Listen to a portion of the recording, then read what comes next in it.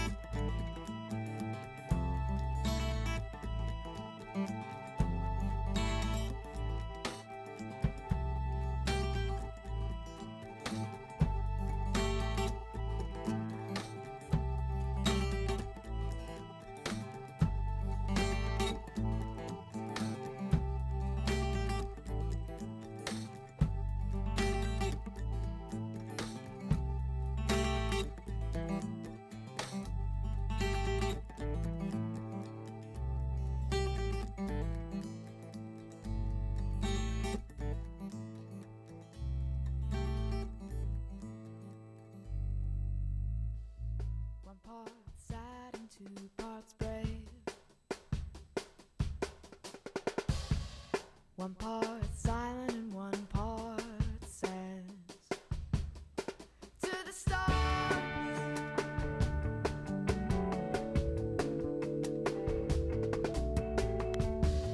One part black and 2 parts blue. One part wishes the best for you. One part change and 2 parts fine. Telling you I'm fine. To the stars,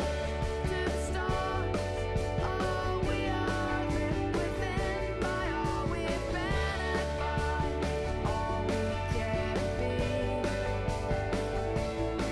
To the stars from the wars, oh, wake up a little this morning, a little better than we were before.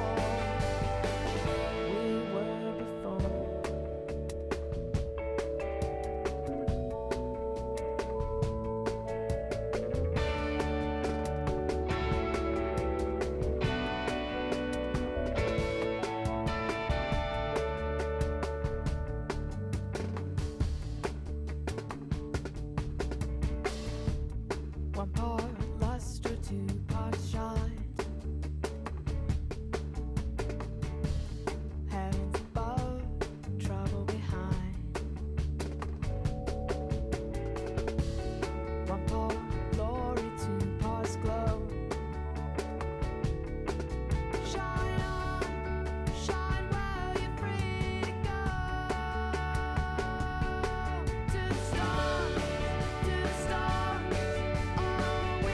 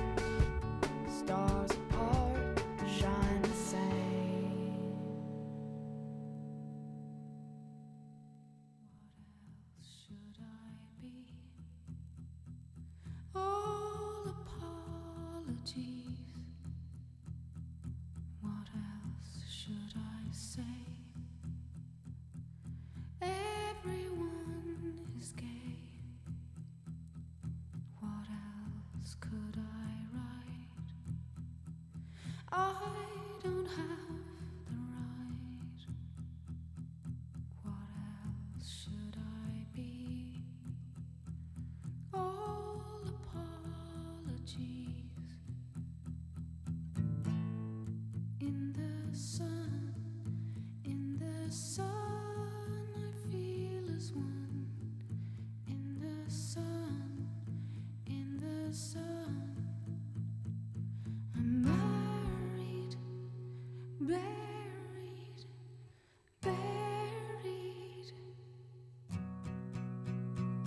I wish I was like you, easily amused. Find my nest of soul. Everything's my fault. I'll take all the blame. Aquasea foam shame. Sunburn with freezer burn. Choking on the ashes of her enemy. In the sun, I feel as one. In the sun, I'm married, buried.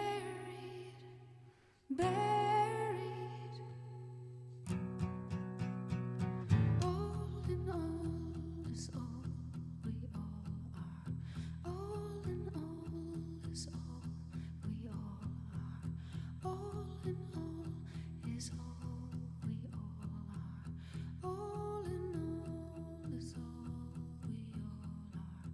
All in all is all we all are. All in Come to my window, crawl inside, wait by the light of the moon. Come to my window, I'll be home soon.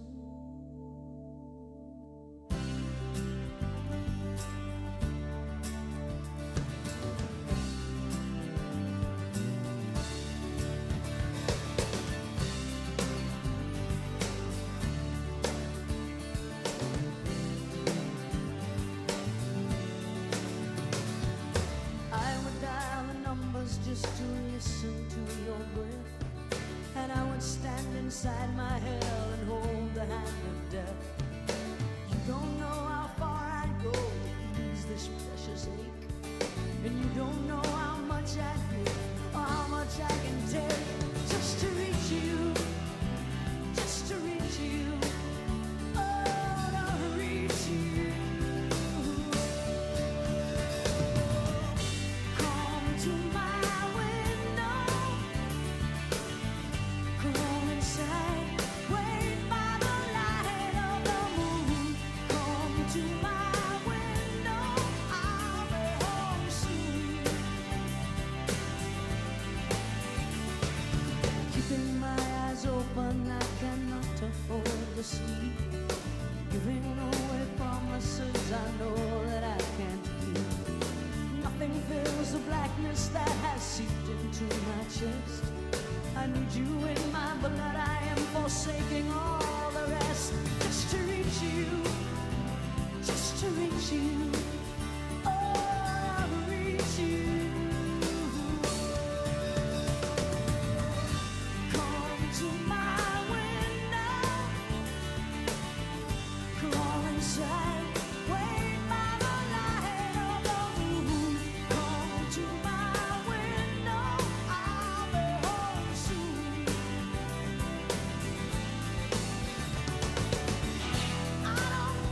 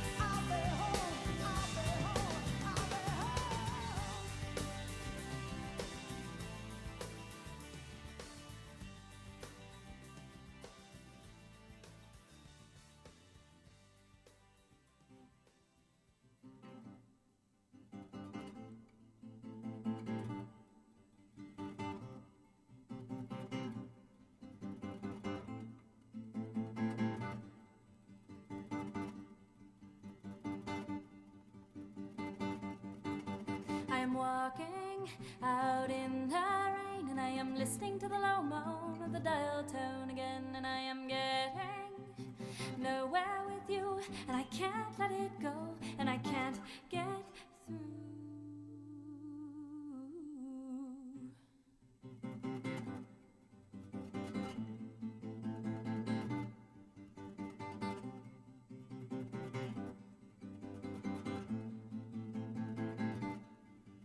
And the old woman behind the pink curtains and the closed door on the first floor, she's listening through the air shaft to see how long a swan song can last. And both hands, now use both hands. Oh no, don't close your eyes. I am writing graffiti on your body. I am drawing the story of how hard we tried.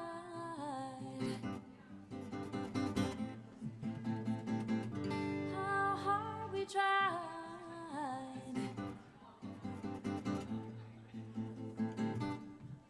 And I am watching your chest rise and fall like the tides of my life, and the rest of it all. And your bones have been my bed frame, and your flesh has been my pillow. I've been waiting for sleep to offer up the deep with both hands. Oh, with both hands.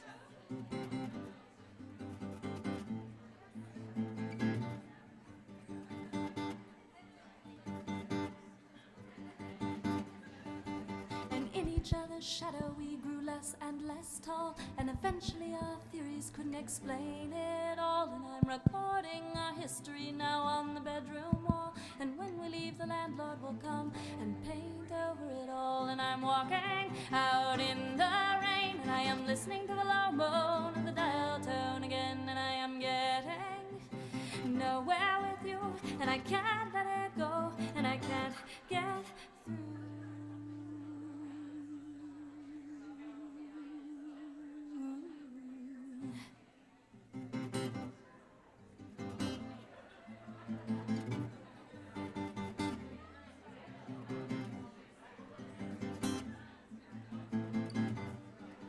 And both hands, please use both hands. Oh no, don't close your eyes. I am writing graffiti on your body. I am drawing the story of how hard we tried.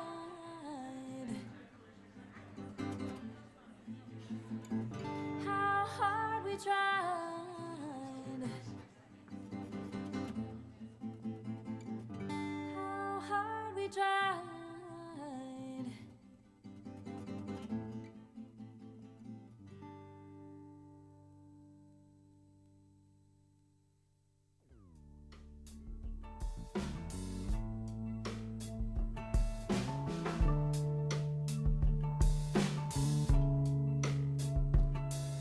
They were digging a new foundation in Manhattan, and they discovered a slave cemetery there. May their souls rest easy now that lynching is frowned upon. We've moved on to the electric chair. And I wonder who's gonna be president, Tweedledum or Tweedledummer, and who's gonna have the big blockbuster box office this summer. How about we put up a wall between the houses and the highway, and then you can go your way and I can go my way.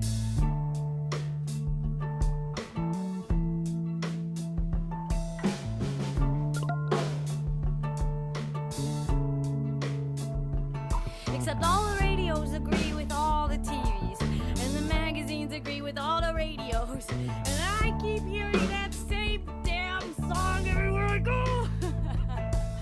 Maybe I should put a bucket over my head and a marshmallow in each ear, and stumble around for another dum-dum week, for another humdrum hit song to appear.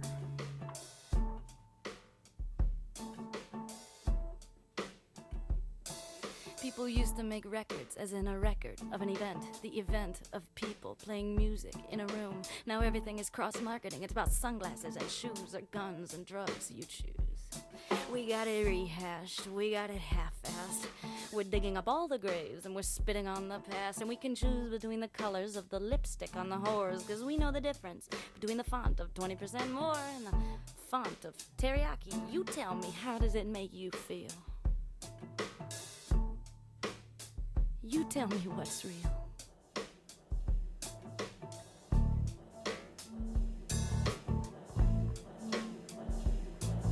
And they say that alcoholics are always alcoholics, even when they're dry as my lips for years, even when they're stranded on a small desert island with no place in 2,000 miles to buy beer. And I wonder, is he different? Is he different? Has he changed what he's about? Or is he just a liar with nothing to lie about? Am I headed for the same brick wall? Is there anything I can do about anything at all except go back to that corner in Manhattan and dig deeper this time? Down beneath the impossible pain of our history, beneath the unknown bones, beneath the bedrock of the mystery, beneath the sewage system and the path train, beneath the cobblestones and the water main, beneath the traffic of friendships and street deals, beneath the screeching of kamikaze cab wheels, beneath everything I can think of to think about, beneath it all, get out, beneath the good and the kind and the stupid and the cruel, there's a fire that's just waiting for fuel.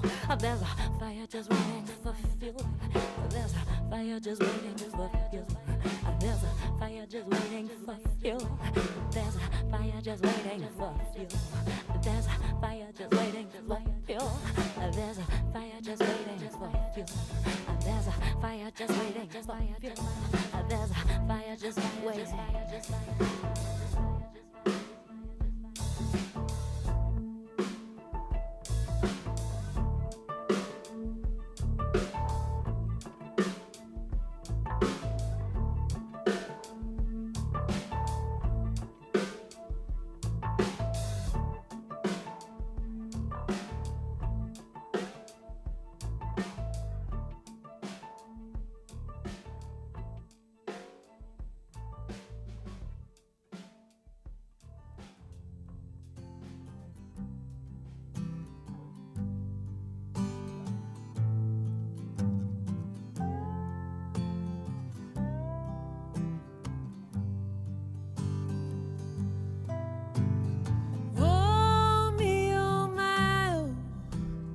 Look at Miss Ohio, she's running around with her rag top down. She says, I want to do right, but not right now.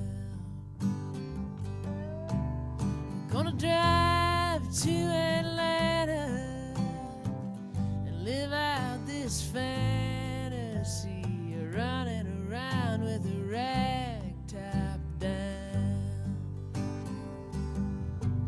Yeah, I wanna do right, but not right now.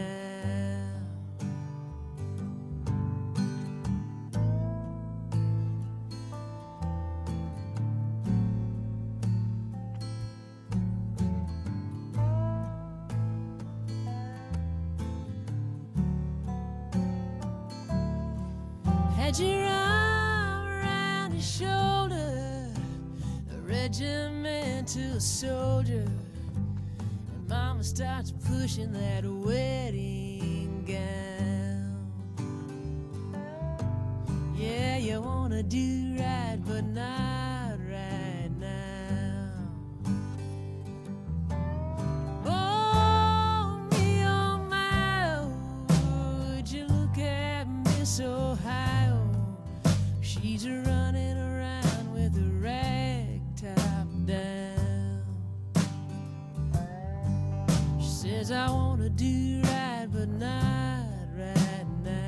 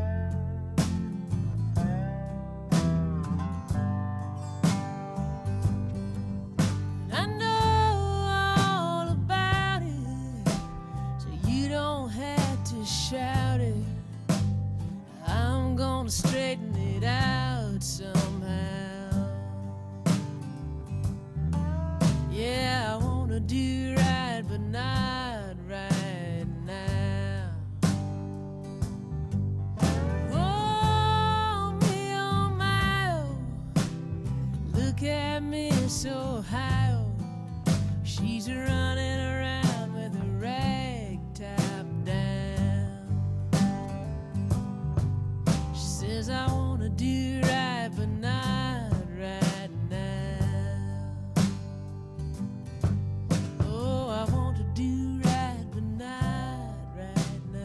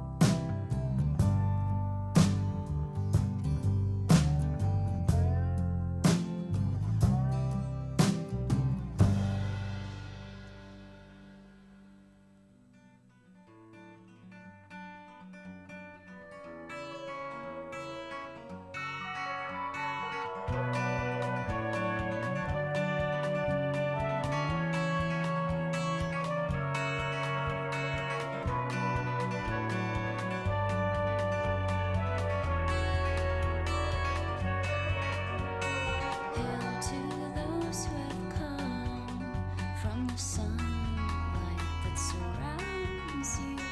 Pray for those who have gone from the sunlight that surrounds you.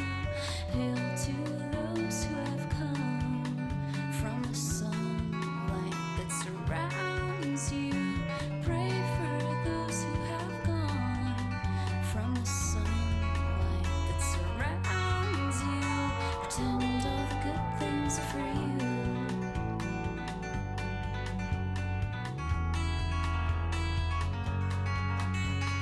Hail to those who have come from the sunlight that surrounds you. Hail to whatever you found in the sunlight that surrounds you. Pretend all the good things are for you. Pretend all the good things are for me too. And the weather changes, not halfway between your house and mine.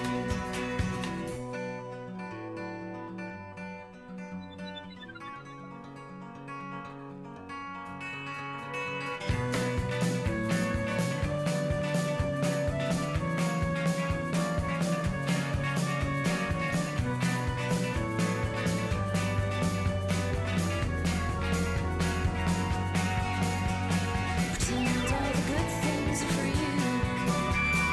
Pretend all the good things are for me too. And the weather changes, not halfway between your house and mine. And all of the good things are for me. And all of the good things are for you too. And the weather changes, not halfway between your house and mine.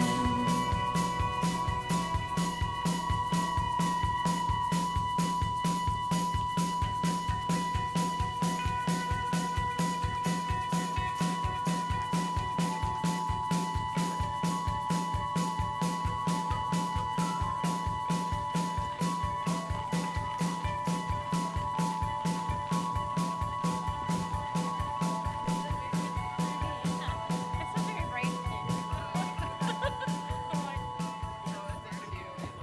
cool. I like this challenge of sensory overload. I'm having this out because I have some notes in here. Good evening, everyone. Welcome to the Get Lit Festival. I'm Kate Peterson, Director of Get Lit Programs, and I'm so proud to welcome you to the Writer's Memoir, featuring Lauren Westerfield, Margaret Albaugh, Mita Mahato, Maya Jewell Zeller, and Tessa Hulls. Can we get a huge round of applause for all of these writers?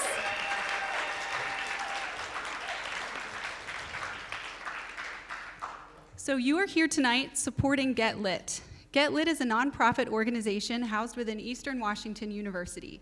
And each year we present a dynamic and diverse lineup of low-cost and free, many free this year, literary events. This year we're featuring over 50 authors from our region and beyond. The festival's mission is to inspire creativity, celebrate diversity, and showcase the power of the written word. Before we begin, I do want to acknowledge that Eastern Washington University and all of our festival venues reside within the traditional unceded homelands of the Spokane people and other tribes who are connected through their shared history of this region. As a festival that celebrates stories, we want to recognize the story of this land and the indigenous people, plants, and animals who began writing it long before we did. Tonight's event is one of our 3 headlining events this year, so before we begin, there are just a few people who I'd like to thank. First, I'd like to thank the festival's assistant coordinator, Mackenzie Draper, for all of their hard work and dedication to the festival this year. Yes, go ahead and clap.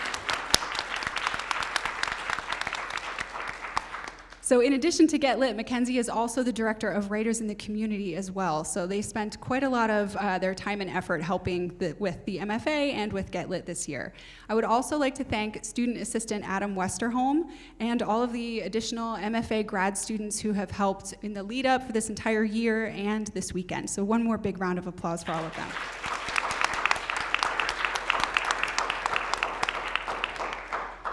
So we build Get Lit's budget from scratch each year through grants, community partners, sponsors, fundraisers, and ticket sales. We'd like to give a big thank you to Spokane Arts for an Essential Saga grant that helped us make tomorrow's book fair and events completely free. We'd also like to thank the Seattle Sonoran Foundation, SRM Development, Doma Coffee Roasting Company, and event partners North Idaho College, Northwest Passages, Spokane Public Radio, Spark Central, Saranac Art Projects, the Montvale Event Center, Auntie's Bookstore, and the Spokane Public Library.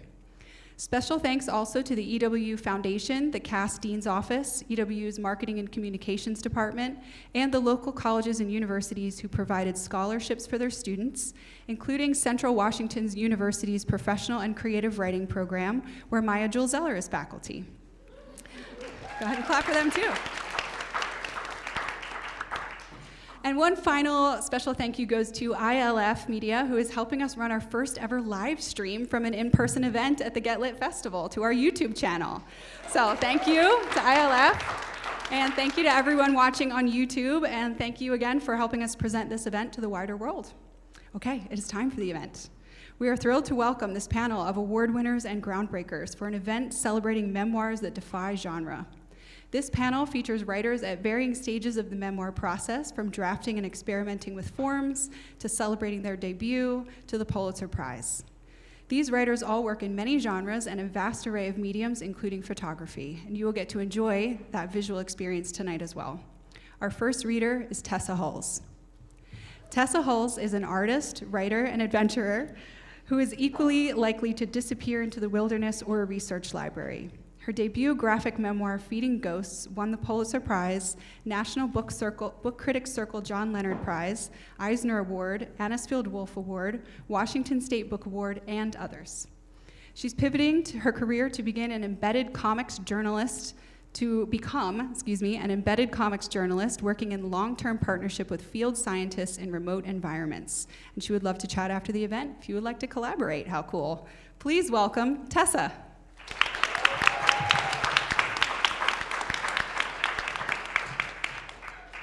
Thank you so much, Kate, for everything that you've done to make this event happen, and thank you for everyone coming out tonight. I love being in Spokane because you guys are so spoiled with your river running through the city, and I love how much wildness is integrated here.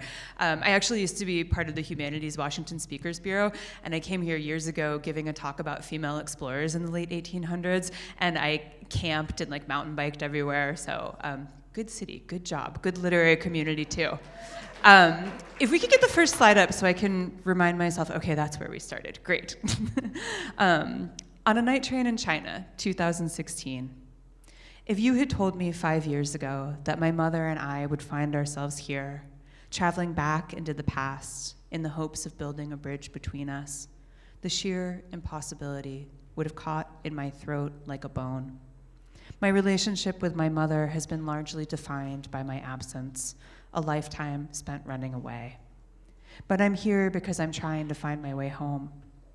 We are traveling through the dark somewhere between Shanghai and Guangzhou, retracing the journey my mother and her mother took 60 years earlier when they fled communist China. What do you remember from when you left? It was so long ago. I had just turned 7. I remember my mom, if anything, she was excited. Things had gotten so bad. I remember her telling me, "We are getting out." It's sad, really. She thought if she could get us out of China, we'd be safe. But she couldn't outrun her mental illness. It was waiting to devour us. She always was a desperate woman, trying desperately to throw me on the shore so I would not drown with her. My art studio, the present. Let me interrupt for a moment to explain how we got here. My name is Tessa Hulls. My name is also He Renxing, but I've also always felt too white to have any right to claim it. I grew up in a house choked by ghosts, with my grandmother Sun Yi at the center of a darkness that was felt but never named. My family formed itself around the contours of this negative space. My grandma lived with us, but as a child, I knew only 3 facts about her. 1, she was from China. 2, she had once been a journalist, a famous author who wrote a best-selling memoir. 3, long ago, something happened, and she lost her mind. My mom didn't teach me Chinese, so between the language barrier and my grandma's mental state, I was never able to know her as a person, only as the broken fragment of a culture I did not understand. I didn't know how to reconcile the story of my grandma's past with the 90-pound specter who shuffled around our house in gray Costco sweatpants. Within my family, the bones of her history, China, writer, madness, were recited as though they were answers rather than questions. The sensationalized plot points of her past made her story read like a soap opera. Growing up, I had no knowledge of my family's story and how it nestled within the broader strokes of Chinese history. It was inconceivable to me that my grandmother I knew, who spent her days with 0 human contact outside our family, sitting at a writing desk where she endlessly scrawled out the same stories of her past, had once been a bold young journalist reporting from the front lines of China's civil war. When I entered my 30s, I became obsessed with the desire to connect these 2 grandmas, to understand Sun Yi's collapse and the ways my mom and I carried it too. But as I chased the facts of my family's story across 3 continents, 4 languages, and thousands upon thousands of hours of research, the answers I found began to shift the questions I needed to ask. I started to see that my pursuit of history was secondary to my real desire. I wanted the story to soften me, to get me to a place where I could feel it rather than just analyze it. In 2018, after I'd studied enough Mandarin to Google in Chinese, I sat in a closet-sized Shanghai Airbnb and did a search for Sun Yi's book in its original language. I discovered 25 copies in libraries all over the world. So at least this part of the family myth was true. She had been a famous author until she lost her mind and never found it again. And I think that's where I ended this segment. Nope, keeps going. Sorry. My mom was still a child when Sun Yi's mind collapsed, permanently inverting their roles of mother and daughter. They journeyed from China to Hong Kong to the United States as a fused world of 2. And by the time I was born in Northern California in 1984, my grandmother had been living within her madness for decades. The 2 of them bore Sun Yi's damage together, but I could see the wounds more clearly in my mom. She contained a volatile second self whose actions contradicted her words and the expressions she wore on her face. Thus, I grew up with dual mothers, loved by a force that was simultaneously shelter from the storm and the maelstrom to be feared. I called the second mother the ghost twin. I did not understand the physics of the ghost twin. What summoned it? What banished it? Where did my mother go when it seized her face and voice? Sometimes it took the form of coldness when feelings were expected. Other times, the most innocuous topic would prove to be a landmine. Emotion was either chillingly absent or a raging tsunami of love. As a child, I lacked the broader context to unlock the ghost twin's most vital fact. It was traveling through time. Trauma researcher Dr. Vessel van der Kolk writes that being traumatized means continuing to organize your life as if the trauma were still going on, unchanged and immutable.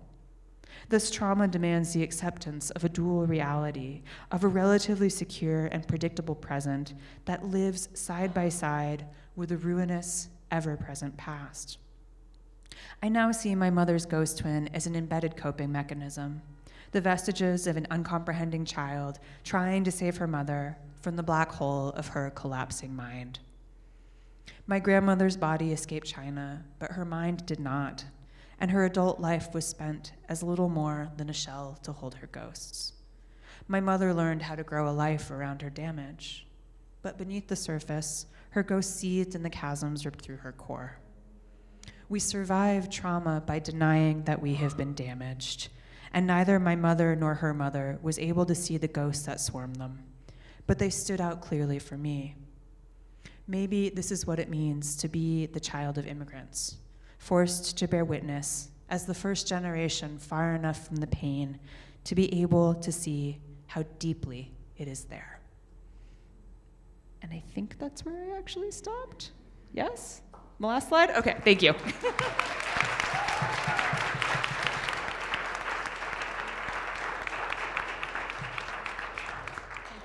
Thank you so much, Tessa. Our next reader is Mita Mahato. Mita is a comics artist and poet whose work joins fragments of used and discarded materials in poetic experiments. Sorry? Oh, okay. The next reader is Maya Jewell Zeller. Thank you for saying something. The next reader is Maya Jewell Zeller. Maya is a multi-genre author of several books and collaborations, most recently Raised by Ferns, a memoir and essays just out from Porphyry Press, and The Wonder of Mushrooms from Adventure Keen, as well as Outtakes Glovebox, selected by Eduardo Corral as winner of the 2022 New American Poetry Prize, and the co-authored textbook with Catherine Nurenberger, who's also a festival author this year, Advanced Poetry, a Writer's Guide and Anthology. Maya's prose appears widely, and her essay, Scavenger Panorama, was honored by Vivian Gornick as a notable in Best American Essays 2023. Maya is professor of English for Central Washington University and affiliate faculty of poetry and nature writing for Western Colorado University's low residency MFA program. Maya lives in the Inland Northwest with her children. You can follow her on Substack as well at Spores from the Northwest. Please welcome Maya.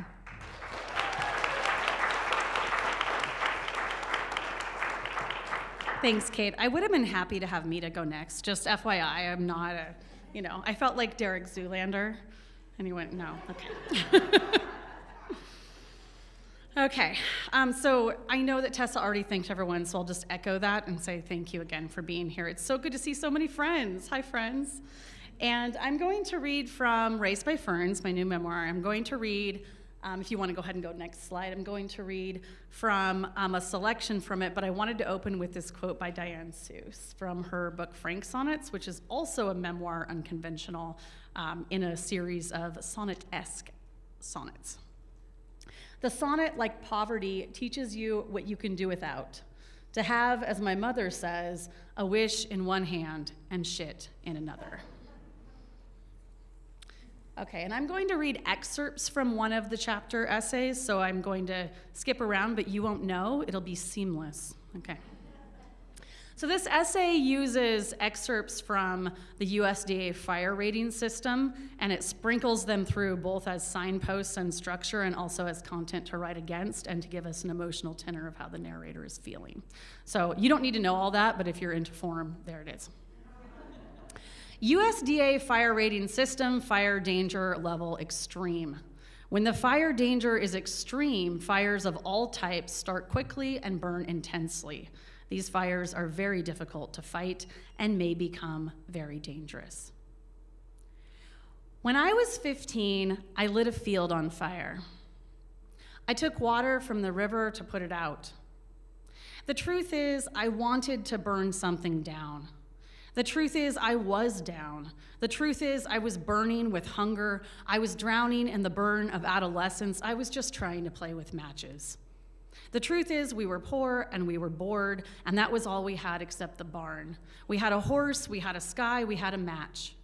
The hay in piles, moldy hot inside, hadn't been raked in days.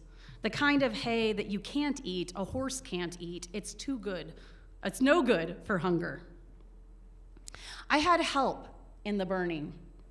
My best friend, whose horses we rode through the floods and the hills, and whose father's car we stole and hid in a ditch a mile from where we stayed the night in an attic house, blue and red lights pulsing outside like a light bright, our wrists pulsing too where we had thought about slashing them.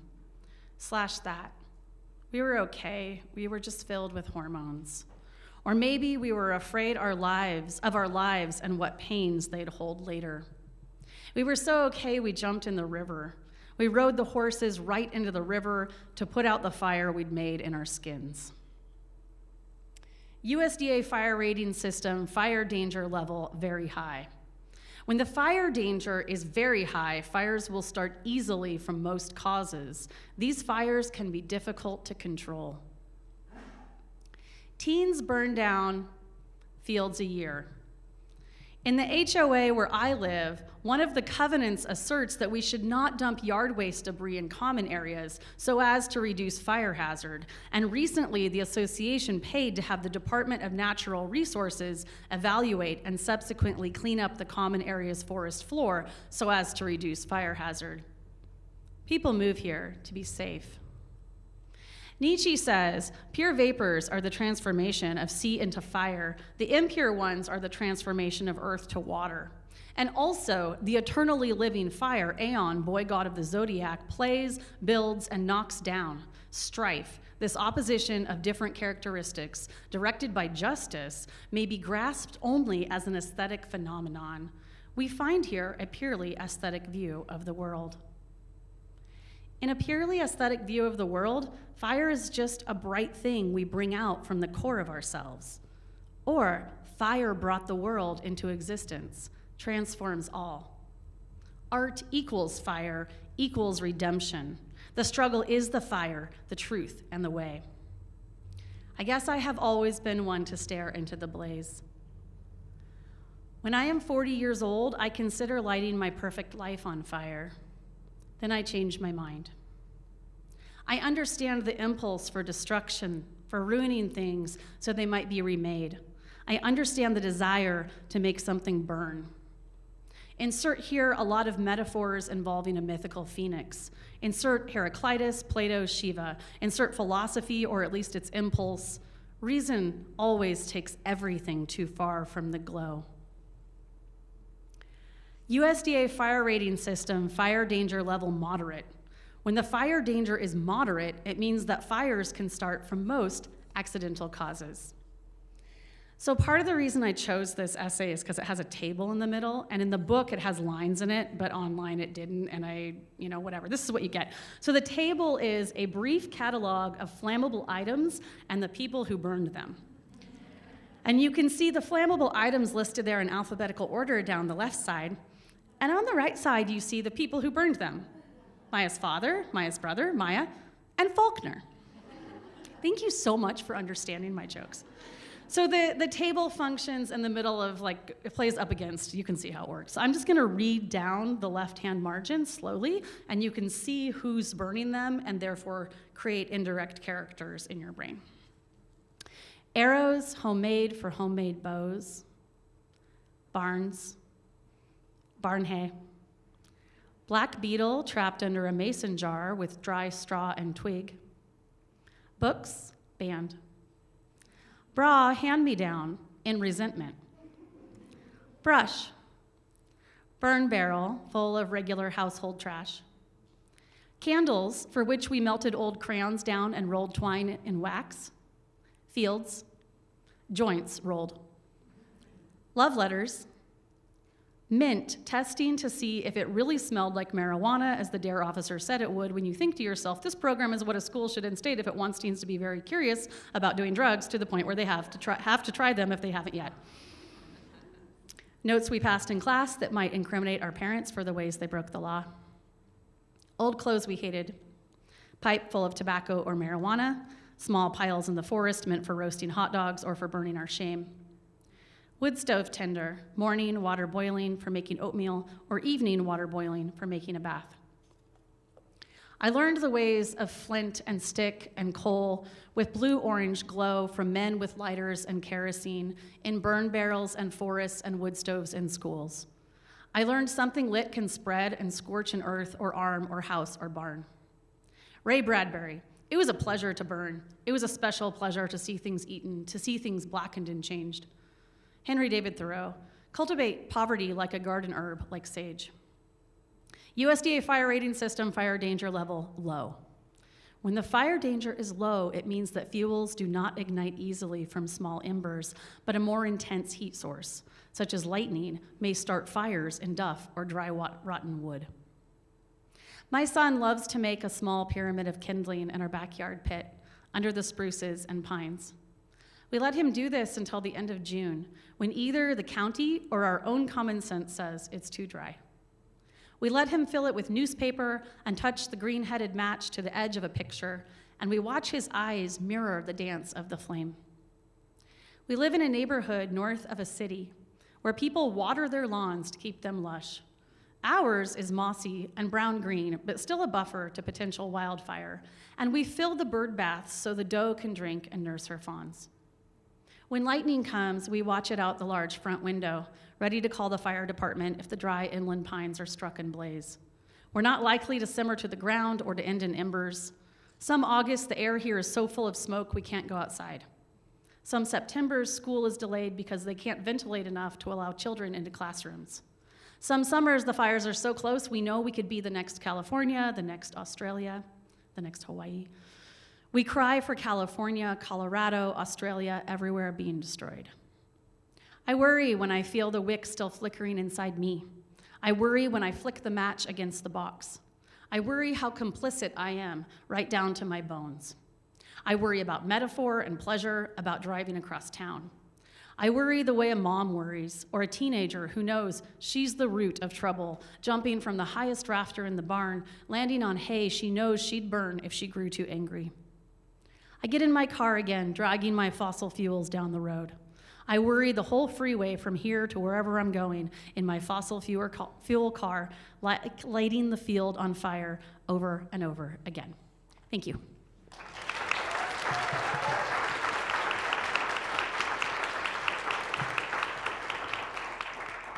Thank you so much, Maya, and I'm so sorry again for spiking all of your heart rates a second ago, but now our next reader is Mita Mahato. Mita is a comics artist and poet whose work joins fragments of used and discarded materials in poetic experiments that dramatize ecosystemic survival against capitalism. Her books are Arctic Play and In Between, and her poetry comics have appeared in places including Prism, Ecotone, Shenandoah, Itinerant, Anomaly, and Drunken Boat. She currently lives in Seattle. Please welcome Mita.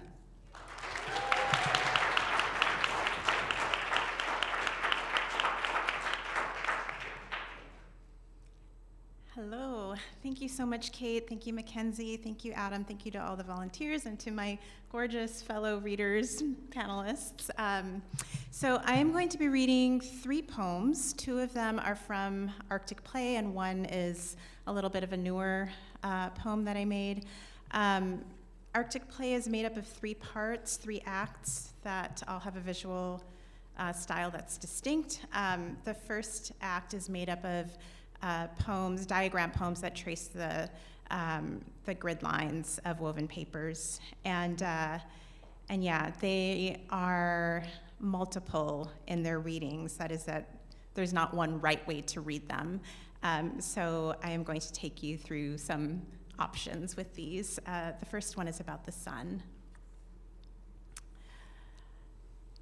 The sun is bright.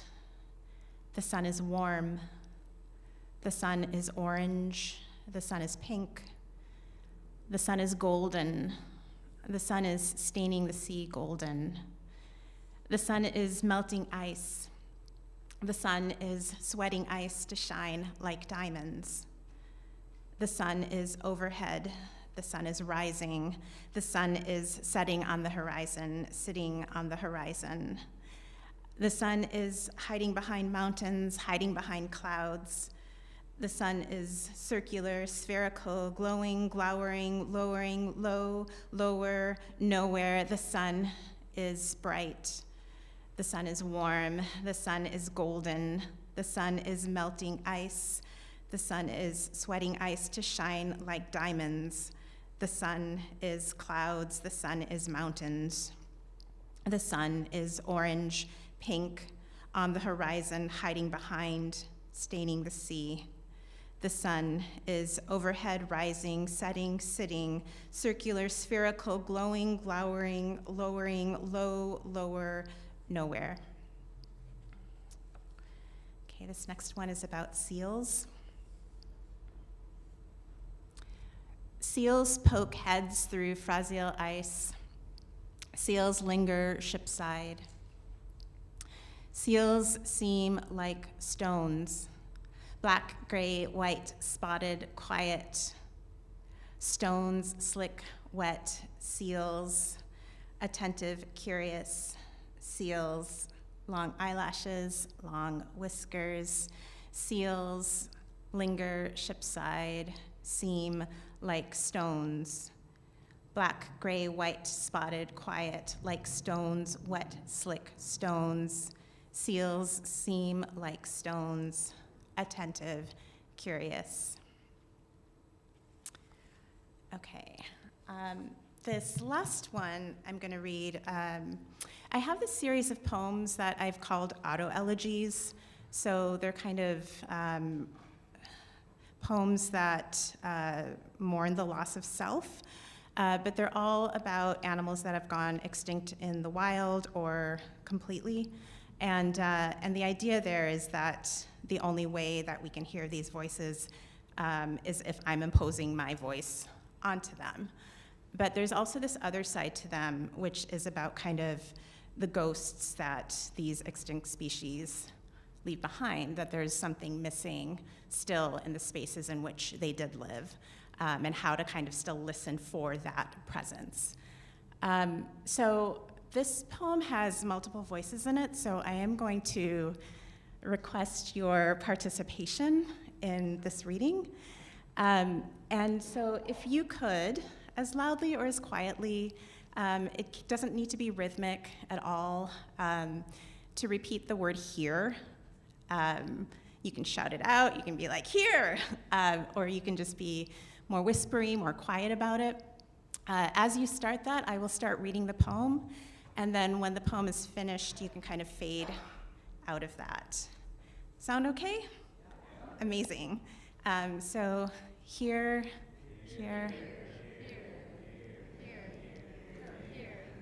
flat pig toe, an auto-elegy. What ails, and how to know, and whom to ask.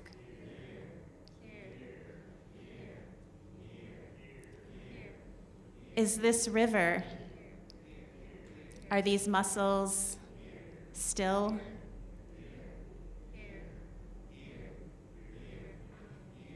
Here, where we were nowhere, now.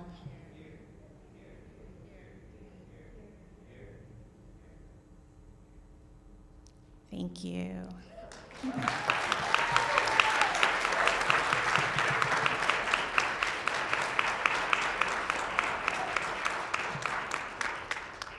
Thank you, Mita. That was great.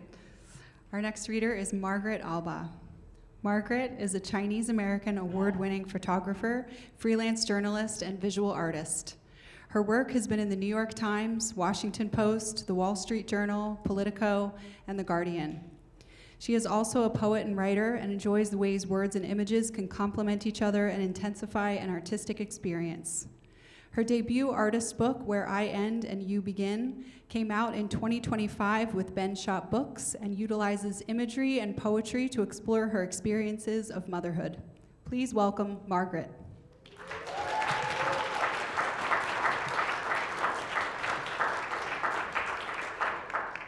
I'm glad I sent you the professional bio and not the one where I just talk about cake and cats. Yes, delicious. Thank you, EWU, for having me and Get Lit, and thank you, everybody, for being here. This is from a project I finished last year.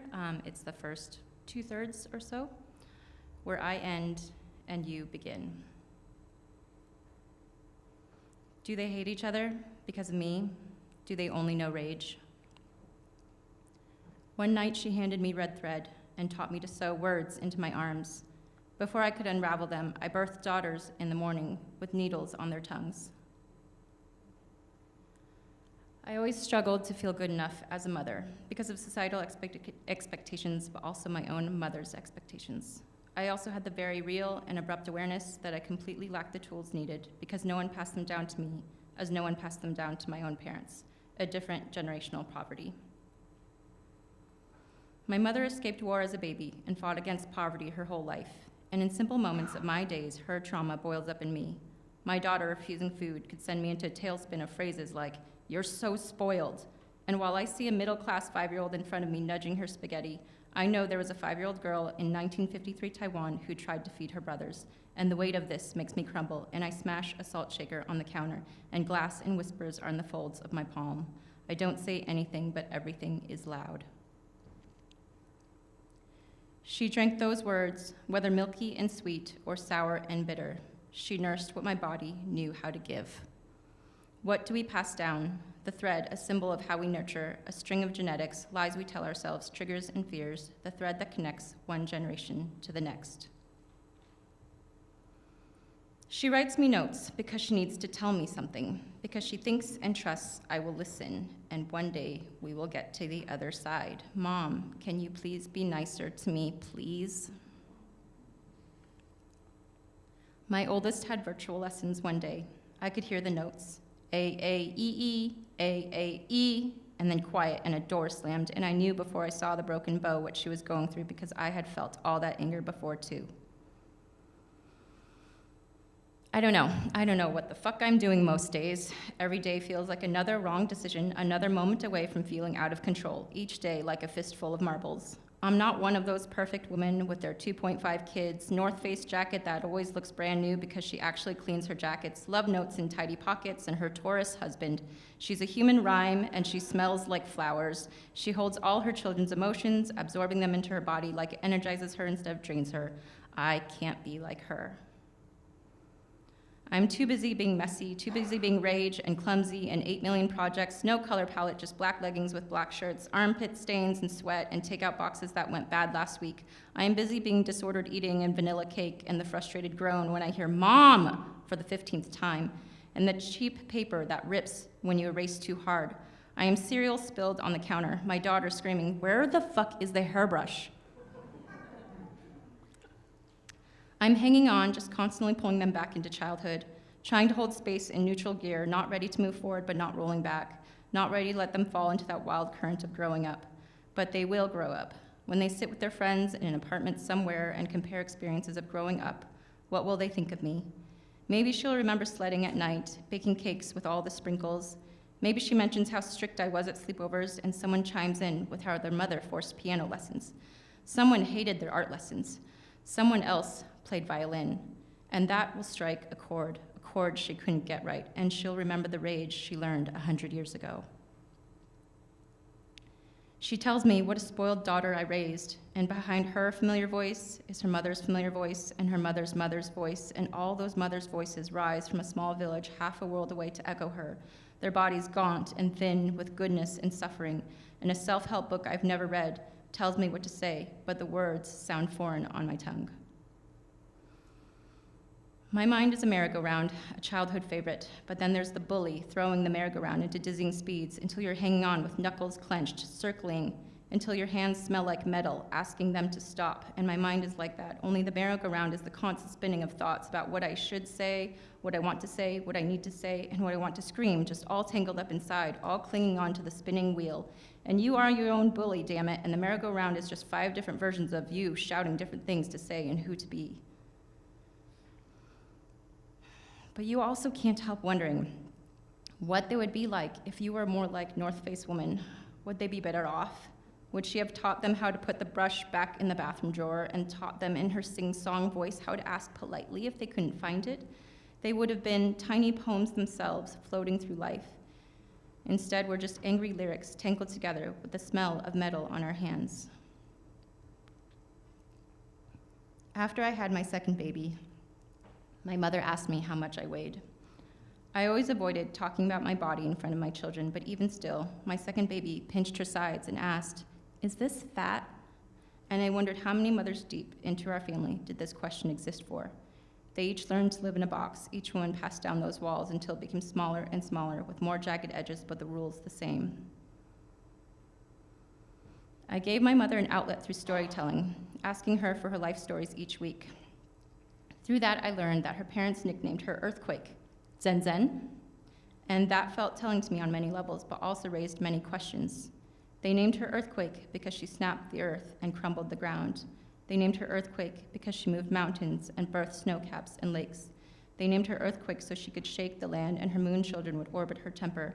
They named her Earthquake so she could break over and over and over, and her moon children would pull the water until her creases filled with their dancing reflections.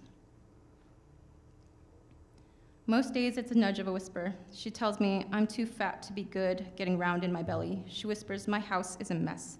My kids hate each other because I taught them anger, and they're spoiled, so fucking spoiled, so American, just like me, and I live in a fog of whispers most days. Suddenly, it's bedtime. How did 3 minutes of self-loathe turn into 3 hours? She strolls in for a hug and asks me to keep her company. As I lay my head on her bed, her hand rolls in front of my face. Her breathing relaxes and her hand opens up. And in her tiny palm, I can smell the pollen from the flowers she picked on Lloyd Street. I can smell the sand she played with at the lake and the finger paint she used in the garage and the books she read after lunch. And underneath it all is one more hum of a smell I can barely make out, but it's there. The faint trace of metal on her fingers. Thank you.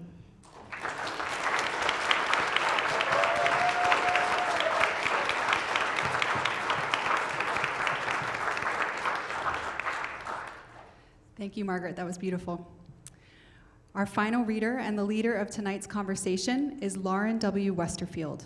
Lauren is the author of Woman House, Essays and Assemblages, winner of the 2025 Juniper Prize in Creative Nonfiction. Her first book, Depth Control, a collection of genre-bending essays, was published in 2025 by Unsolicited Press. Lauren's essays and poetry have most recently appeared in Fence, Seneca Review, and Willow Springs. She teaches in the English department at Washington State University, where she serves as the editor-in-chief of Blood Orange Review, and she lives in Spokane, Washington. Please welcome Lauren.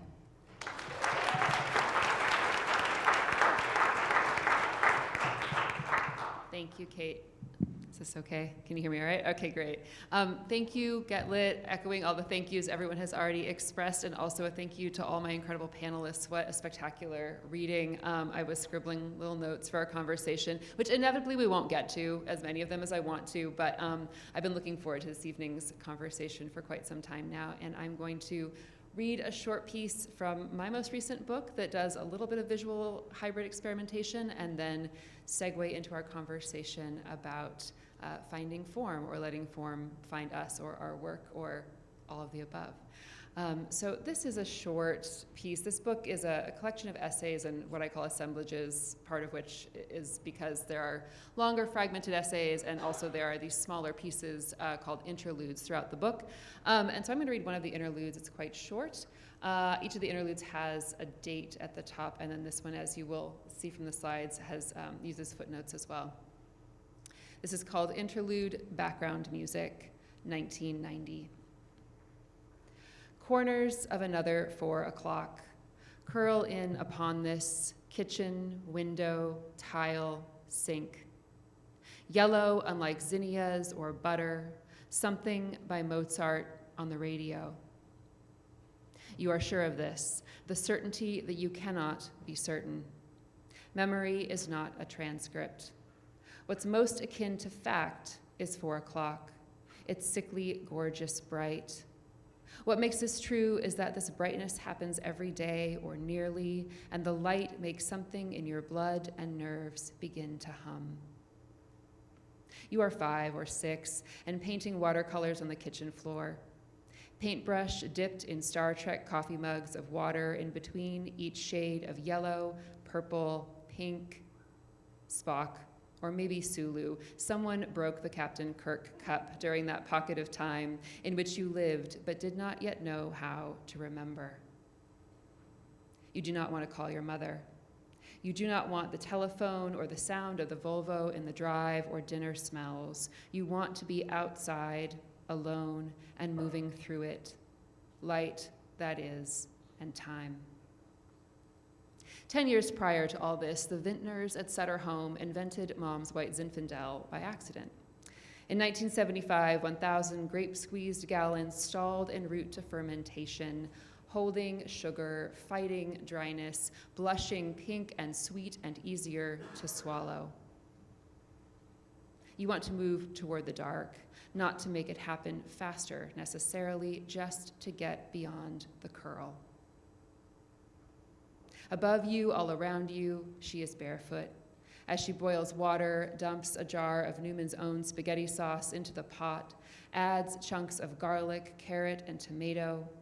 As the wall phone rings and clicks, and as you hear the cork pop in your fingers, feel the sound against your teeth. Just to use the light, to trace its shape against the leaves and sidewalk shadows. And because all of this too occurs in that stalled pocket of time, that is, the time in which you lived and painted watercolors and smelled Newman's Own spaghetti sauce and garlic, and heard Mozart on the radio, and felt the brown and cream faux marble tile underneath your skinny kid legs, and saw your mother's clean bare feet and never painted toenails, and heard them stick and unstick on the tile as she moved from phone to stove to bottle, you cannot say you remember dinner time was 5 or 6 or 7. Resist the urge to scratch your teeth, to notice how the reddish light of 4 o'clock does something to your skin.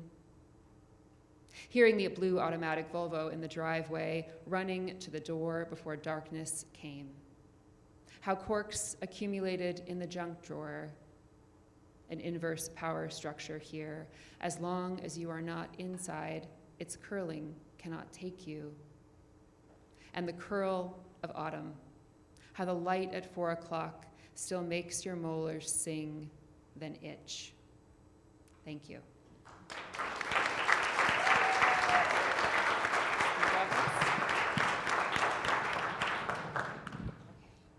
that good? Got it. Okay. God, I feel like I'm supposed to sing or something now. You don't want me to do that, I promise. That's after. Yeah, after party. Maybe, I don't know. We're gonna talk, not sing, unless someone has a surprise up their sleeve.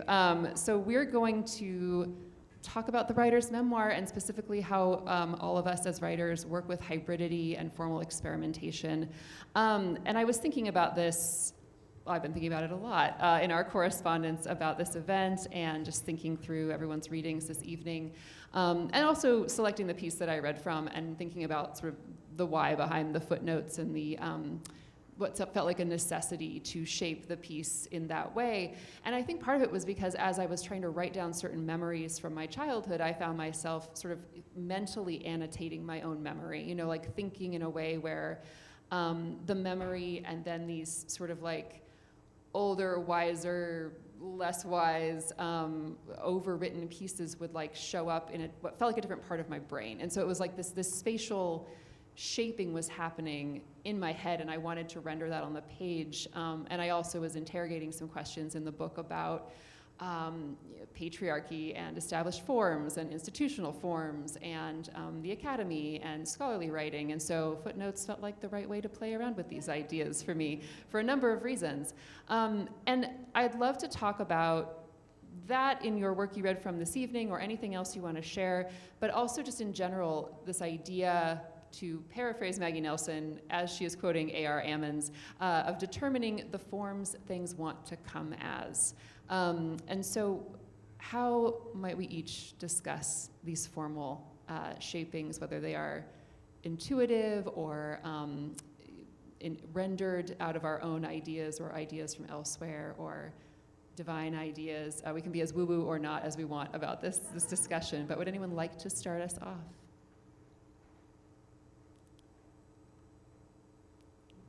Tessa, would you like to start? I'm sorry, you're my default That's person if okay. no one jumped in. Is this on? We can hear me okay? Okay. Well, for me, I see a bunch of people who were in my workshop earlier today. Everything for me starts with the body and this side of me that likes to be in the wilderness. I think it's given me a really deep level of somatic trust. When something feels right, I know to recognize it. And when I'm making, it's like when you take the lip of a wine glass and you wet your finger and you run your finger around it and you hit the right resonant frequency and it starts to sing. And for me, that's always what I'm looking for. And that is a negotiation with the form where I don't know if that calling out is going to come for words, if it's going to come from images. And so when I am making notes and sketches, I'm doing it simultaneously. Like things will even shift between I won't finish writing a word, it'll become a drawing, and I'll have to look at that whole web and then go back through to figure out what form something is trying to come out in. I love that, Tessa. I also love the idea of embodied poetics, and I come to essay through poetry, so I come through the poetic realm, and I talk a lot about Hopkins and the Inscape and Denise Levertov and some notes on organic form.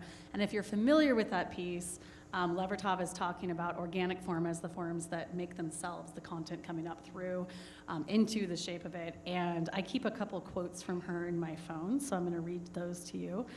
She says, "There is a form in all things and in our experience which the poet can discover and reveal." And that's what Tessa's doing, right, with the body. And she also says, "So as the poet stands up open-mouthed in the temple of life, contemplating his experience, there comes to him the first words of the poem, the words which are to be his way into the poem, if there is to be a poem." And I think that happens in any kind of art that takes shape through us, that we listen to that inscape, we listen to the ways the experience gives rise inside our body, and when we feel that we must then express it, this is what Denise Levertov is writing about, it comes out into the shape it wants to be. And we just have to listen. We have to pay attention to what shape the art wants to take. So in my essay, to answer your question, Lauren, in my essay, it wanted to write against and into those USDA fire standards, but then it also wanted to be funny, right? And I was like, can I put a table in an essay? Well, of course I can put a table in an essay, because we can do whatever we want, right? And if we come through poetry or we come through embodied experiences, we know that. But the world wants to silo us into genres and tell us this is how you have to do this is how you have to do this, these are the rules. And I'm just not interested in that. I just am not interested in following those unless they serve what the Inscape tells me it wants to be. And so I would just invite, a lot of that, Tessa. That's so great. I'll just follow up on the listening part of it, especially. I really am interested in kind of how the self dissolves into and is in solution with these places that we move through.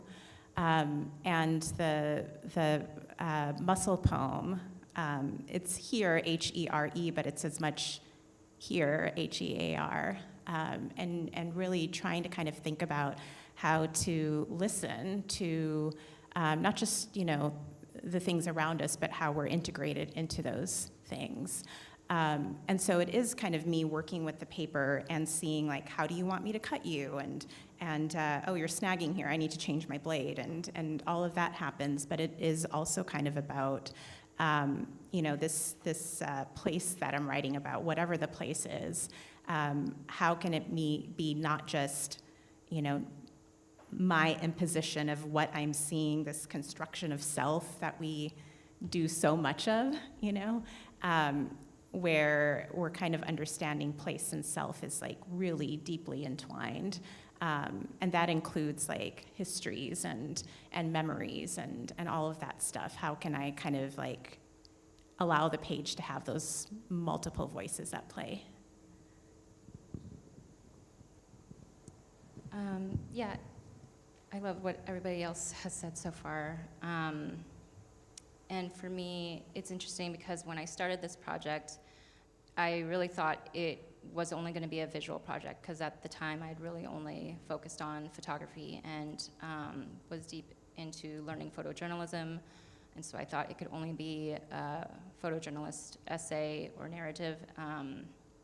And so that's what I focused on. And even though, like as Tessa said, like even though I felt it in my body, like maybe this could be something multimedia someday, I thought to myself, well, I'm not a writer, so that's stupid. And as Maya was saying, you know, I pigeonholed myself, and I thought to myself, you know, this will only be photography, so that's what I'm gonna focus on. And then at some point, while visiting with like photo editors to try to make it a book, I realized that this couldn't live as a book with just visuals.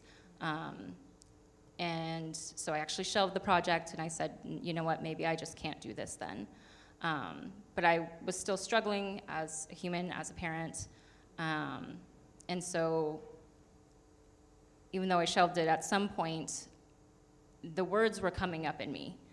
And on long card drives at the end of a tantrum, you know, after dropping off the kids off at school, the words existed, or after the end of a really stressful dinner, or while crying in my basement, the words would be there. And so I would record them, and eventually felt like maybe I could come back to it, and maybe there were enough words that this could work together, and maybe it's not a photo book, maybe it is something else. And so I had to give myself permission to be okay with exploring that maybe I will just have to figure out a way to write for it as well.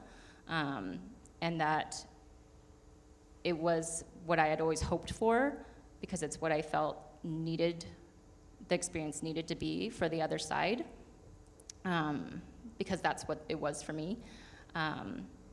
So it was figuring out that frequency and giving myself the permission to follow through with it, and seeing the roadblocks and being okay with those not being dead ends, but maybe I just needed to readjust and find that the real resonant was somewhere else.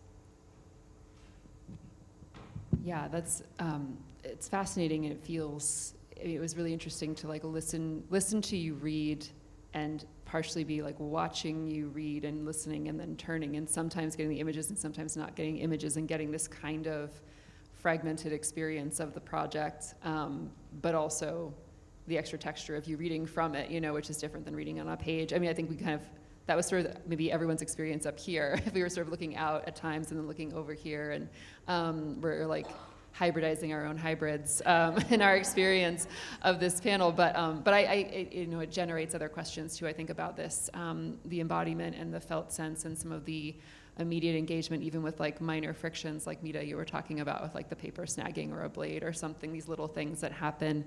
And I think that's a useful segue into something else that we wanted to talk about, which is thinking about the intersections of various literary or artistic or media practices, or, you know, places, wildernesses like dirt, overheard conversations, arguments, the weather, fires, you know, things that are happening around us in our practice as writers and artists and makers of all sorts of things.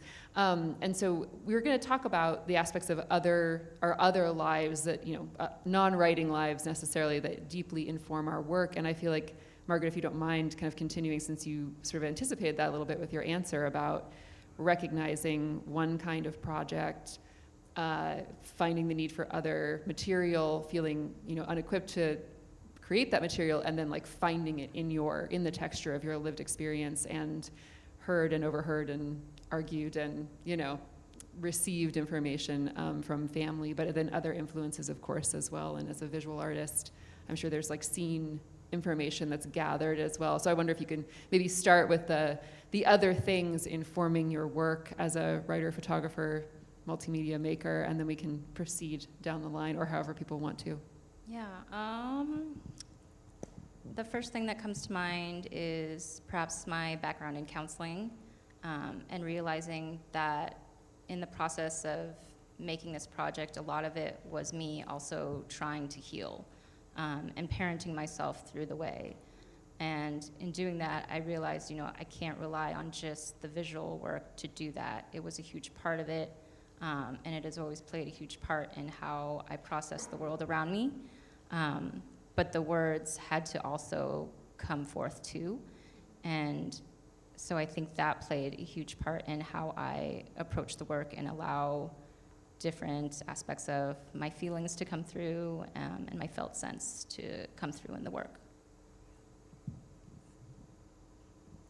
I love that. So I'm interested in so many things, and I feel like I'm just getting started in many of them. I'm interested in, in learning more about mosses. I'm interested in learning about so many things, and I feel like I've always sort of approached life as a field trip through a really poorly curated art museum. So walking around, I'm like, oh, I'm in this room now, and they kind of have a thing going on. But being able to walk through life like that, because my life was, it wasn't traditional, and so I was seeking patterns and seeking things. I feel like I absorb from pretty much any discipline that wants to present itself to me. Everything is a library, everything's an art museum, and I walk a lot, and I do this so I can process and so words and images can come, but every now and then I do get stuck and I feel like I'm silent. So what I wanted to talk about quickly was not making, but being quiet. Again, the listening, right? Again, the listening. And when I've gone through the most difficult periods of my life, I've found that I don't want to make words, I want to make other things. And I'll go for a year without writing anything. And then I have to find my way back to language.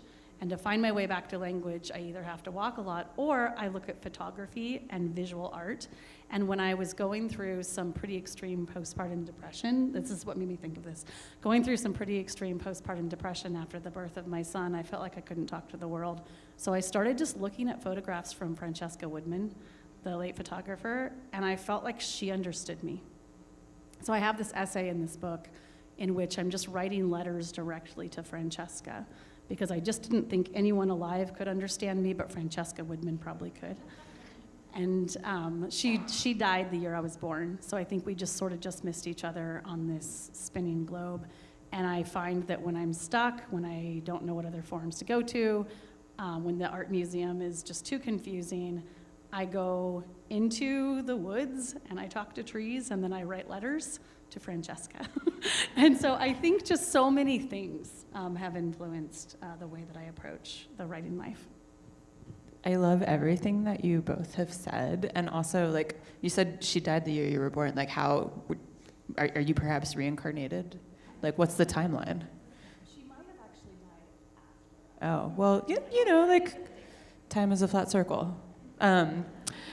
So as I'm listening to all of us talk, I think we maybe share a commonality. And when I was in high school, I read something by Aldous Huxley that always stayed with me, where he said that the mind functions as a reducing valve, and its job is to take all of the overwhelming stimulus of the world and filter it into something more manageable.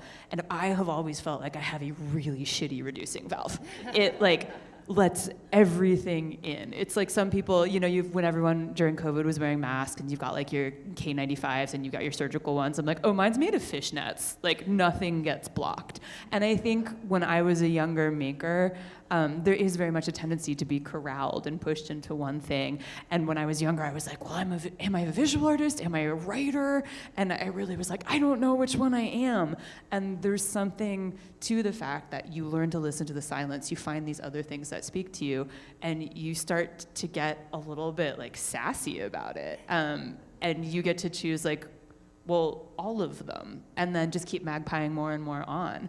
And so for me, I think it's long distance biking. It's in 2011, I biked solo from Southern California to Maine, and the process of riding 5,000 miles, one pedal stroke at a time, it really taught me something about how everything is linked, and getting to see the enormity of the United States, watching bioregions change. The two things I really wish that I had recorded on that trip is I wish that I had kept a record of all of the roadkill, because it really did show, like, oh, now there's javelinas, now there's possums, now there's snakes. And then also you got to see it in the chains and box stores, and you really got to understand like this linked sequence in a way that fundamentally changed how I think of space and connection, and also things like social inequity, because this was before smartphones were ubiquitous. So I would pick a vague cardinal direction and just go. You see redlining in action in a way that you will never be subjected to if you are just crossing a city in a cardinal line. And it taught me so much about the built environment, and I carried all that with me into how I work. Y'all are so amazing. I have many ways I could answer this question too, and the one that keeps coming in my mind at the moment is linked back to listening. Before I started making, and I still do this, but I'm an educator, I'm a teacher. And so I was teaching comics, I was teaching poetry before I was kind of devoting my life to making it. And I think being in a classroom, you have to learn to listen, and listen well, and listen closely. And not only that, but to figure out, like, what is the web here? You know, how are we all connected? How can we come to a text and read it and have our own experiences that are informing how we're reading this book and how we're understanding it, and also kind of like come to some form of mutual agreement, even in its multiplicity. And so I think that kind of teacher mentality, it is so connected with how I make. And yeah, I think that informs kind of my sense of wanting to kind of listen to all the voices and seeing how they're woven together, so yeah. Thank you. I also want to talk about teaching influencing writing and thinking and making, as well as silence and watching or listening or reading. I think it's easy to be, especially in like the world we live in now, to be in this sort of hyper-production mode and like forget to sit down and, I mean, this sounds ridiculous, I'm admitting something here, but like to sit down and read books, you know, and like I'm a writer and a teacher of writing, and like the time to read books with like close attention and care is fewer and further between than I would like it to be, and I'm sure I'm not the only one who experiences that. And the walking with an audiobook is one of my hacks for sure, absolutely, and allows that sort of immersive experience in language while also not having to actually look at it or, you know, process it in the same visual way. So I relate to the walking, processing very much, Maya. And the teaching as well, Mita, like you mentioned, I think listening to students and thinking about connections is such a rich opportunity. There's a, I think it's in a podcast interview with Isha Sabatini-Sloan is talking about being a teacher and getting the opportunity to, like when you're grappling with maybe a book you haven't actually, you know, taught a million times yet or read 50 times or marked up in graduate school or something, you're like, I'm still figuring this one out, and I'm gonna bring it to my students, and we're gonna be alive in these questions together. And so having that kind of uncertainty and curiosity and finding be part of the process of like your students learning and your teaching, so it's all very collaborative, keeps things sort of, you know, there's room for the unexpected, there's room for discovery, and that can be a really interesting way, maybe not a whole book, but an essay or a poem or something that you're still figuring out a little bit, create some of that space that, you know, makes me think maybe about Tessa, your bike ride, where like you could look at the maps ahead of time, but like the reality as you go is still gonna be lots of uncharted things, and you're gonna see it in a different way, especially with those other perspectives coming forth.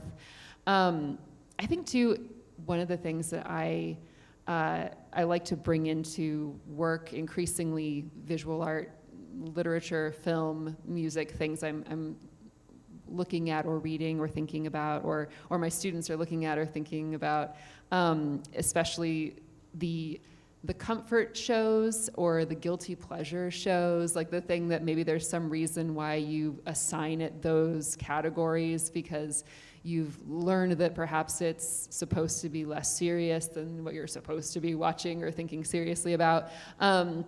But like the why behind that is so fascinating to me, and like where are these narratives coming from, and then interrogating that is something I really find interesting to then bring back into writing and thinking on the page. So maybe sort of thinking about cultural immersion in one thing or another, especially if your comfort show is a rewatcher, which is something I've talked to my students about quite a bit. Like if it's The Office and you just have watched it 5 or 6 times all the way through, where is that comfort coming from, and what does that sort of reflect back to you about where you're coming from, and what can that inform you, freshly inform your writing about the world in a new way. And then I think there's also something really cool about just the close attention, to the trees or the plants or the place you are, but also to interior spaces. I think during COVID, sort of the pandemic lockdown period of time, it was maybe a permission granting to look around these very, very prosaic, immediate places, when you're in the shower and looking at the grout, and just paying very close attention to weird, tiny domestic things. And that can be interesting too, in kind of a strange way that, the permission to write when you are not a writer, or discuss art when you're not an art writer, or pay very close attention to things that seem like they're probably going to be not interesting, and find the thing that's interesting and fresh about them, has been really eye-opening actually for me as a writer and of nonfiction, et cetera, as we go through it. I think that this sort of anticipates the next question as well, which we were going to talk about, what hybridity makes possible. And we've already mentioned multiplicity a number of times, and I think that's a good place to start. But of course, we can riff on this however and wherever everyone would like to. But that's something I noticed a lot during the readings and presentations this evening, is the use of repetition or echo or multiple selves or memories or characters or voices, and especially multiples that don't refuse to be pinned down in precise, character A, B, C, but there's ghosts, there's half-formed voices, there is a chorus of voices, none of which are speaking at the same time. And all of these are multiplicities that are existing in the written and also enacted and performed work everyone's doing here. So what about that is maybe necessary to represent in a hybrid form, or what does the hybridity invite you to create that perhaps we talked about sort of genres and labels and pigeonholing ourselves and learning to break away from that. Maybe there's something that necessitated that break or inspired it, or that the possibilities inherent to hybridity moved you in that direction, the initial move in that direction. That's a long question. What does it make possible is what I'm trying to say, which can be anything and everything. Does anyone want to start with that response? I'll start. Great. Yeah. I saw you thinking. Did you want to start? No, I'm still. Okay, that's what I thought. So I love the way that Lauren's brain maps things, right? I'm watching her and I'm like, okay, there are 6 maps, and then how do the maps intersect? And I'm seeing the middle of them, and I was so excited when she ended on what does it make possible? I was like, okay, I've got this, because the writer Kazim Ali? My students we're reading Kazim Ali this quarter in this class I'm teaching called Experimental and Hybrid Forms. And Kazim Ali says, I did not mean to innovate, but knew I could not speak. So the innovation made possible, it's what we've all been talking about, the thing rises up into you. And one of the things that's delightful for me about teaching in high students, thank you so much for being here, I have students in the audience, and I just want everyone to give them a little yeah, that's awesome you're here, because how cool to drive 180 miles across the channel to Scablands. But my students in class last week were exclaiming in discussions, both in this class and in another class I'm teaching called Into the Tangle, and they just kept saying, oh, this is fun. This is fun. Hybridity makes fun possible. Experimentation makes fun possible, and we need to be having fun when we're creating. And especially when we come from these states of so many of us are suffering constantly and quietly and silently, and what we need is to pull out, right? Pull out from the depths of that terribleness some joy. And hybridity makes joy really easy. Right? It's fun to collaborate. It's fun to say, okay, now mussels, okay, now gulls, talk to me. And you had us being so many voices together, Mita. We were collaborating and we were having fun, even though what Mita was sharing with us was pretty serious, right? Extinction is our fault. Extinction is not fun. but she was getting us to participate and think about it in a way that was embodied, in a way that brought us together, and we made something. You helped us make something together. It was freaking fun. So that's what it makes possible for me. Okay, I want to piggyback off that just because the idea of making being fun is something that I lost for so long. And is something that I feel like part of the reason that I have so fiercely disappeared from the public eye and gotten off all social media and sort of been like, you can't make me famous, I refuse, is because I've really been on a path to regain that curiosity and play and joy, because I agree that it's vital, but I think it's one of the things that we lose. And I think when you are forced into one form, it gets narrow in a very literal sense. And the joy is something that needs to spread out and take up space. And the way that I always talk about hybridity is, I spent a lot of time in Alaska, and you have these braided river bars that cross valleys. And so even if you have something that's coming from high up, as it hits flat ground, it spreads out and it takes up the entire horizon. And these different channels meander and rejoin and chain. And Howard Fisk's 1944 meander maps of the Mississippi, everybody go home and Google this, because I just want to put them up as my artist statement. I'm like, this is how I work, this is what I do. And by being hybrid, instead of having to choose one channel of a very complex river, you get to show the entire river. And every time that I'm working, that's really what I'm trying to do. Like, I am a braided river, I'm trying to show the river.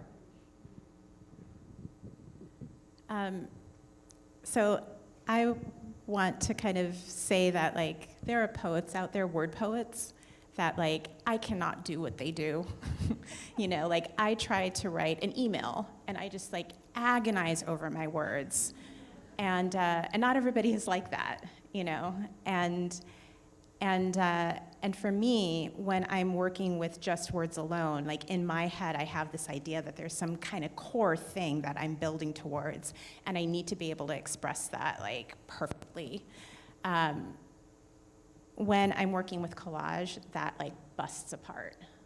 And I think there are word poets that busting already happens. But for me, with collage, it's just like, what happens if I put this with this? And, oh, what showed up that I hadn't even been thinking about? And it is that sense of play. You know, like Arctic play, it's a drama, but it also is, like, my reason for using collage is because it allows me to play and to experiment and to see what shows up and to be surprised.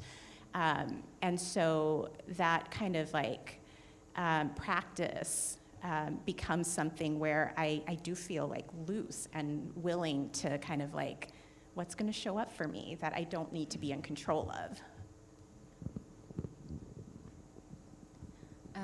I think for me, it's about accessibility. That's what hybridity does for me. And I know, like, with this project, I don't think it's something that could have lived just as a photo project, nor could it have just been a written project. It wouldn't have impacted me the same way, and then I don't think it would impact others the same way. And so by being hybrid, it invites people in differently than it would in either of those other forms. And that's what it does for me as well. I'm kind of like Mita, but with reading. Like, I'm such a visual person that by page 20, where they're now walking down, you know, through a path with ferns, I'm still on page 1, exploring the hallway or whatever in my mind. And I can't quite get past that. So for me, the accessibility allows for just a broader way to be invited into the work. And I think that's what I would hope for people, but also that's just how it operates for me. Yeah, I mean, all these different ways in, you know, as a creator, and also for readers or audiences, viewers, collaborators. I think that's a huge part of it, right? It's like these different access points to what it is we're trying to articulate or represent, and then how others may understand and comprehend and come to that or participate in that in different ways. And I think too, I would speak to this a little bit, again, back to the multiplicities idea, challenge. I think for me, the more I've written creative nonfiction and I'm dealing with memory and thinking about memory and, my stories and the intersecting stories of my mother, which is what, this book, Woman House, really engages primarily with my mother's stories and my stories and their overlaps and tensions and frictions.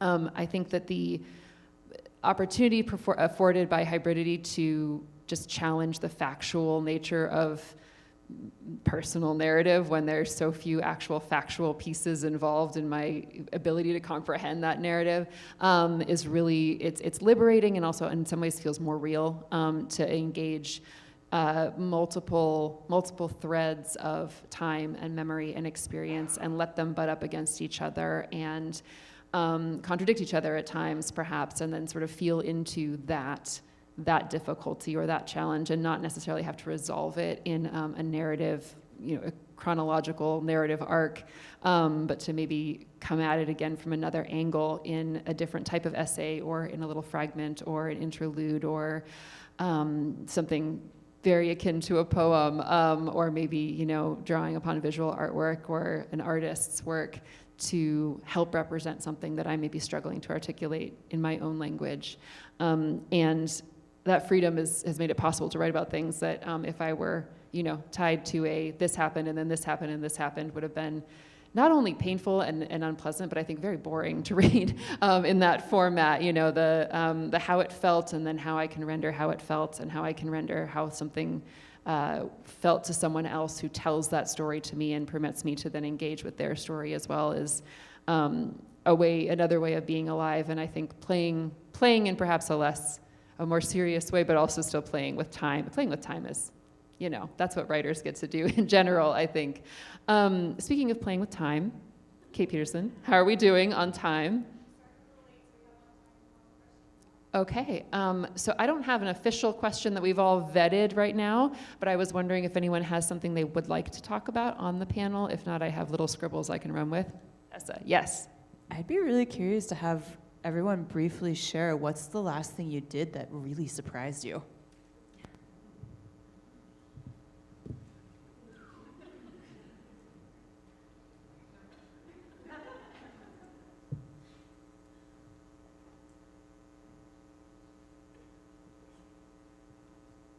We really didn't prepare this one ahead of time, obviously. I guess I can answer. I just surprised all of you by answering that question. Okay, we could do a different question if I've stumped you. I love this question. I love it. I was hoping someone else would answer. I mean, it seems like you all should really put your money where your mouth is, because we've all talked about hybridities being the gateway into surprise. And I don't know, at least for me, I think if my life is not executing some sort of deeply unexpected pivot every few years, something's wrong.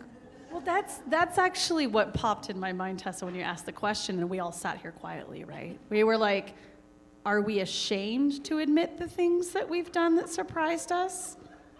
Or are we living such boring lives that we never surprise ourselves? And I was thinking about the place that I find the most surprise, the places, are with my children. They surprise me.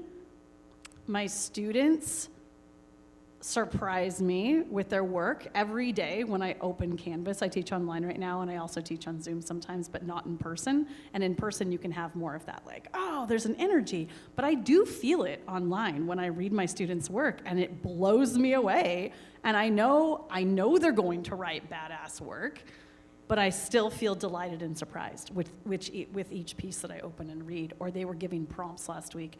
But I was thinking about how all of this is other people surprising me.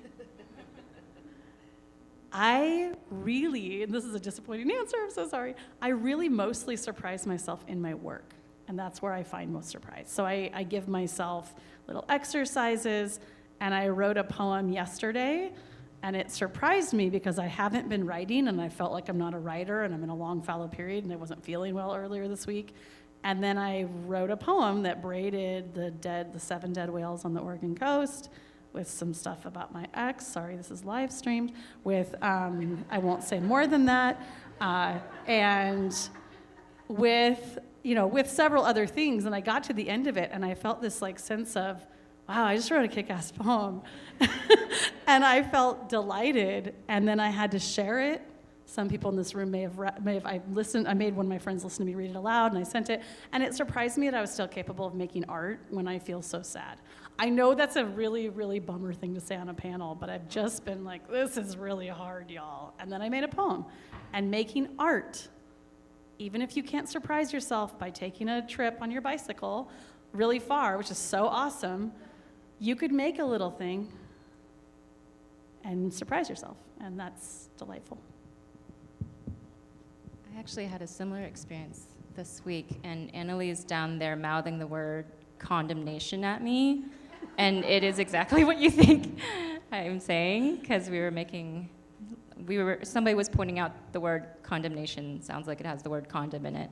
And so I had to run with it because they thought it'd be a funny poem title, so I had to run with it and turn it into a poem. And so that was a fun moment of joy to be able to.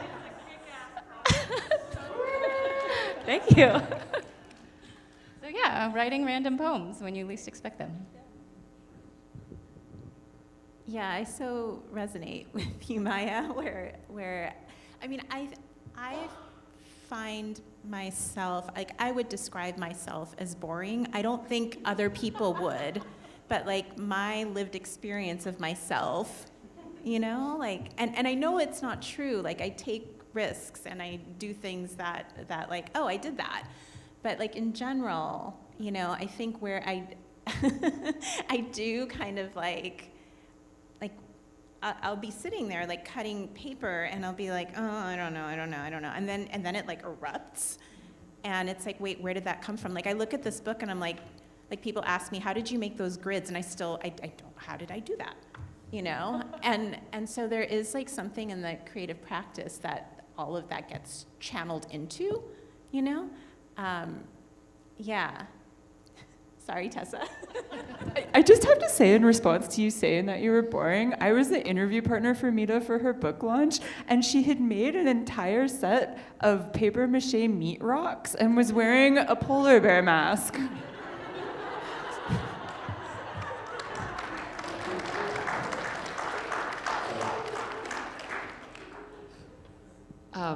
Thank you, everyone else, for warming up that question so I could think of something to say. I think it's good to be surprised by the surprises question. Otherwise, it probably wouldn't have been a surprise and it wouldn't be as good. The making, the surprises that come from the making or revisiting what you have made, Mita, I think that was sort of where I was starting to go thinking about this question as well. And actually, it's a very little thing, but I was going to, and this would have been fun, and maybe at another time we'll still do this, I was going to maybe ask one of my fellow panelists to co-read the piece I read tonight with me because I was kind of scared of my footnotes. I was afraid I would get lost, like bouncing back and forth up and down on the page. And I think sort of lost touch with the version of myself that had written this piece quite a while ago. Stay tuned for, Memoir Dysmorphia, a panel that Maya and I and several others here are going to put together and maybe pitch to AWP down the road. Because it's weird, it feels, it's all very alive when you create it and then time goes by and it ends up on the page in a book and then you're reading it and you're like, who? Where did this come from? But then I just picked it up and I was like, it feels like it's too late to ask someone to help me read this. It's the day of the thing. I should just, or the day before the thing. And I read it aloud to myself and like, it was so fluid. And I had tried printing out a version to read that I thought would be easier where it was just all on one page.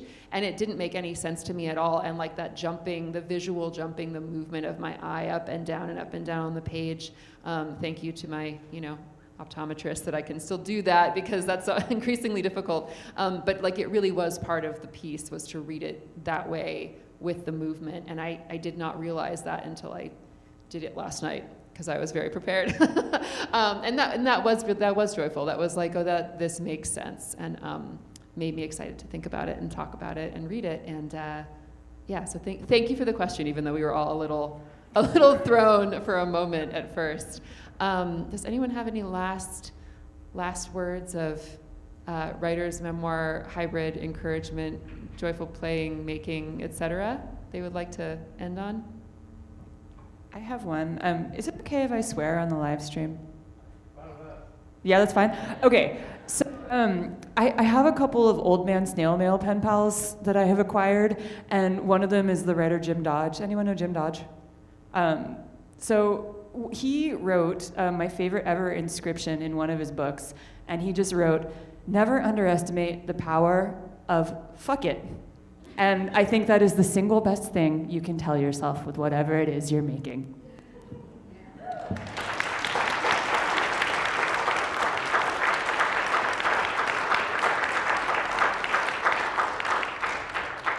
That seems like a wonderful place to end, aside from the fact that I am going to give Kate an opportunity to make any final thank yous or announcements in anticipation of tomorrow's big day at Get Lit Festival, which you should all stay for if you possibly can and participate in. And there's so many more events featuring these folks and other folks here in the room, and other folks I assume who aren't in the room but will be tomorrow. So Kate, if you want to say any last Get Lit things. And thank you all so much for your time and attention, and hello live streamers, and thank you to these wonderful people up here with me. We could keep talking for hours and hours, but we won't do that to you, Kate.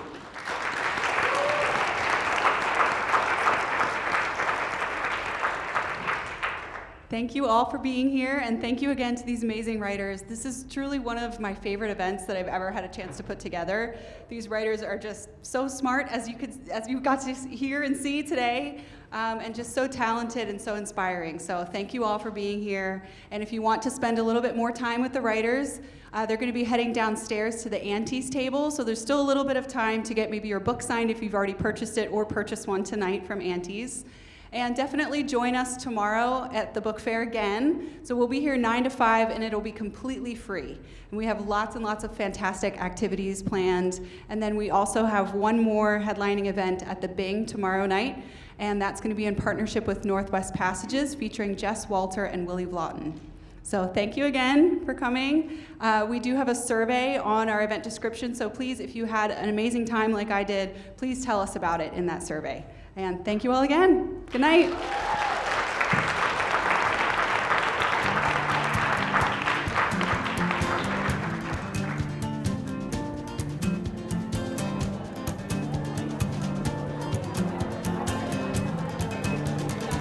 Well, I'm thinking that you got some sort of hold on me. Well, it's making me crazy. It's making me crazy. I don't know, my life, it is so out of control. But you know, my mind goes faster than any car on the road. 'Cause I thought love was hard, I tried with all my might. And I thought that love lasted, so I always stayed the night. And now I am in your chair, and you're talking to me. I can see your lips moving, but I don't hear a thing, so pay attention, I said, to my aching head. You know, this is it, you fool. Gonna be with this one until you're dead.